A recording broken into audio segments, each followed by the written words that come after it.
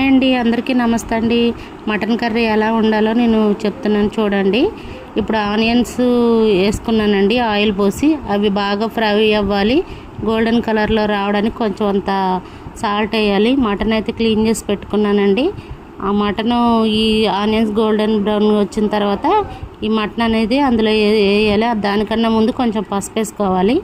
అవి కూడా పచ్చివాసన పోయి ఆ వాసన పోయి మొత్తం కలర్ అయిన తర్వాత వెంటనే ఈ మటన్ అనేది అందులోకి వేసుకోవాలండి. వేసుకొని మూత పెట్టుకోవాలి. మా ఇంటి పక్కన బొబ్బాస్కాయలు ఉన్నాయండి చెట్లు, దాని కింద నీడ ఉంటుందని చెప్పి ఇలా చేస్తున్నాము.